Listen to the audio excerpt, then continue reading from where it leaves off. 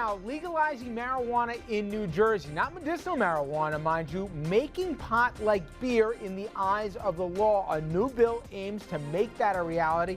We'll talk with the man behind it, and get this, he's actually a prosecutor. And then, paying for contraception as part of healthcare reform. Can companies claim religious exceptions? As the Hobby Lobby case is heard now in the highest court of the land, we debate how much leeway companies ought to have in the eyes of the law. And later, it's been just 15 months since the massacre of 20 children at Sandy Hook Elementary. The national response, well, one state ready to sign what some call the most extreme gun bill in America. This as the body count continues to climb. Good evening, everyone, and welcome to RFL. I'm Richard French. Thanks so much for joining us this Tuesday evening, March 25th.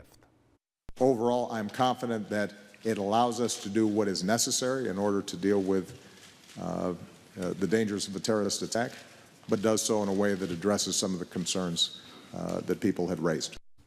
That, of course, the president announcing today that he wants to add some new checks to the NSA surveillance of Americans. Now, the changes, they would stop the NSA collection of metadata, the who called who and when information, and would instead rely on the phone companies themselves for that information. And that would only happen if the NSA gets a court order. Now, the changes would have to be approved by Congress and wouldn't go into effect for another 3 months. All right, I want to bring in our panel along with Andrew and Dominic, two of our favorites here, the shy retiring types, Richard Brodsky, a former New York State Assemblyman, and I mentioned Dominic Carter. We got Tom Doherty, another quiet one, Republican strategist and partner at Mercury and a former advisor to New York Governor George Pataki, and Andrew Whitman, our senior political correspondent. Okay, a couple things when I heard this is that we've gotten to the point now where we're almost saying, oh, good. Well, at least, you know, now we can have the phone companies that can have all their information here. Whew, we thought the feds could grab it whenever they wanted. I don't know. I just think in some ways we've just decided today that if this is the best we can do, this fight we were talking about privacy, it's already been fought and lost. Now, I know you don't really care about it because you figure they're doing it anyway. But you agree with me a little bit that in some ways today's announcement by the president, while maybe it's a step forward, a little bit better than it was? Well, it's either a marvelous reform or it's rearranging the deck chairs on the Titanic. And it's hard to know because so much of this stuff, they're secret about their secrecy. So the larger debate of what is the level of intrusion the government can make in its ostensible national security interests is an unexamined huge problem, and I don't think this is going to get us any close to a fundamental resolution of the problem. Tom, do you think that it doesn't matter, Republican, Democrat, whatever, there's nothing they really can do because technology has so outpaced the law, and obviously 9/11 happened in this country, that this isn't about politics, this is just the reality, whether or not we've got privacy objections, be damned. You know, I think that talking to, a lot of it sometimes is generational, but I find that younger people tend to be more libertarian on this, that they're very concerned that, you know, as my youngest son said to me, he says, you know, Dad, the FBI was using, you know, information they had collected on Martin Luther King as sort of a threat to him to watch himself. Yep. Because of stuff they knew about him. And you know, I think transparency matters most. I think a lot of us could buy into a lot of this in terms of national security if we knew exactly what the government was doing, what they were holding on to, what they were sharing, et cetera, what their capabilities was. I think that would solve a lot of the problems. But I think going forward, there is going to be the balance between national security concerns and then people on another side who say, listen, it's my information, it's my business, leave me alone. Well, to Tom's point, I find myself in this bizarre situation where Rand and Ron Paul, Andrew, are kind of speaking for me more than anybody else in Washington is. And while I disagree with these guys on 90% of the stuff, they're saying for me what I kind of feel. And I know Dominic's going to be more right than I am on this one, which is, please, this ship sailed past. Get over it. You're going to give up your Easy Pass. You're going to give up your cell phone. I'm going to say no both times when they ask me the question. But it's perverse who's saying what in D.C. on this. Well, I mean, there are some voices on both sides, and the far edges of both sides too. I mean, Bernie Sanders and Rand Paul, that's probably the one thing that they agree on in all of the subjects that come up in the U.S. Senate, but they're on the same page with this. And it's, I mean, to me, it's a fundamental Bill of Rights kind of issue that the government, if they want information about me, if they want to surveil on me, they have to have a damn good reason to do it. Look at the limitations of that, though, because that First Amendment protection exists only against the government. What Obama said today was he's going to get the data from the corporations, Right. who are not constrained by the First Amendment. Right. So and the real failure of the libertarian movement is to recognize that although the government is a continuing problem in terms of liberty, so is General Motors, so is AT&T, and the collection of that data by private companies is not satisfied if you limit this to a constitutional argument. There is an inherent difference, absolutely, and I mean the government's use or the ability to collect is much more dangerous, as far as I'm concerned, than a company's ability to do it.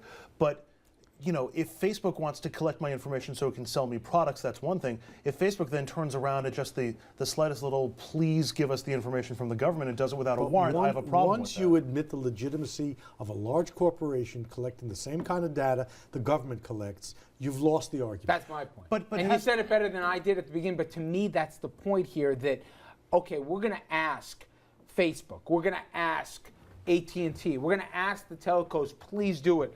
But they're following my entire records. And you know what? We're not even trying to curb that.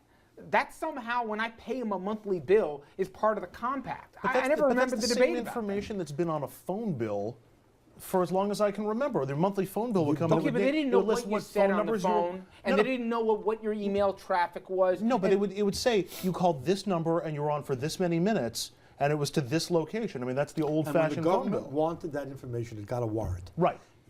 Now they're saying no warrant, and they're saying if they do it voluntarily, they don't need any legal process. This is not a solution, and there won't be a solution until the right-wing crazies decide not to chant national security every time they want to invade on the It's always the public's right-wing rights. crazy. It's not. It's almost So always. it's always the right-wing Almost crazy. always. Richard, you predicted my words accurately. I am going to say this train has left the station a long time ago. And if you don't believe me or anyone at home, because I find myself fascinated with this little exercise, pull out your phone, and no matter where you are, if you say, I want to know location, it'll tell you your phone, your Android phone, exactly where you are. I mean, so And if even that where doesn't- other people are. Right. You know? So, and that's amongst us. So imagine the technology that's being used Well, let me now. ask you. I know Jimmy Carter to some can be a punchline, but recently he was on David Letterman. He says, I use snail mail because I don't trust the government, in effect, following my correspondence that I'm sending for email. Now, everyone will make jokes about Jimmy Carter, but think about that. A former president saying that he's sending mail the old way here because he doesn't trust who's spying on his correspondence. But he's from a different generation, and I He's say, making a and point, Donald. he's making a point, but he's from a different time. Since 9/11, thank God, except for Boston, has there been a major attack in this country? No. There's no evidence that this data collection had anything to do with that. But what I'm trying to say is you've got to be on the offensive, and being on Why? the Thank Thank you, offensive. Dominic. Why? Good, very good. Why do you gotta be on the- Dominic, you're absolutely right. Why do you Now got to I'm be on really the worried. offensive? You're I'm absolutely, really you're worried. absolutely right. Why do you got to be on the offensive? How do you Because know? why would you wait until you're bombed You and don't, then you but do you these use what things? works. There's no evidence this Okay, stuff I have works. one last question. I know we got to go break. I'm almost going to say if, but when there is another attack on American soil, do you think the debates we're having now, albeit long after the fact and after the Patriot Act and everything happened, they officially become moot, and we officially then say, do whatever you got to do? Or do we become more anesthetized to say it happened once, it happened a second time? We're already there now, Richard. All right. Again, Richard, I mean, do you care? I mean, look, I don't care. I mean, look, I think that when the line gets crossed is when the data is used against an individual. But when somebody in government leaks what websites Richard Brodsky is on or what phone calls he's making, that's when we cross the line. Up until that point, I'm a law-abiding American citizen. I guess my only point is, if we Tom, protect somebody, Tom, you yeah. know history, and you know that every time you have unchecked power in this country, Yeah, I agree. we always lead to abuses. The Church Commission found it. Right. You mentioned what the feds true. did to Dr. Just King. remember, if it wasn't for Edward Snowden, we wouldn't be having this don't discussion. get me. Now we're going to get a debate Just about remember. him. You and I don't see eye to eye on that guy. All right, coming up next here, We're going to be speaking with New Jersey State Senator who is pushing for the legalization of marijuana in the Garden State. Now, we're going to have a look at the proposed bill. What it would do is allow marijuana sales to basically be the same thing as buying a beer here. That's going to make New Jersey money and just admitted already that they fought this war and it's lost. We'll talk to him and the debate at the table after this.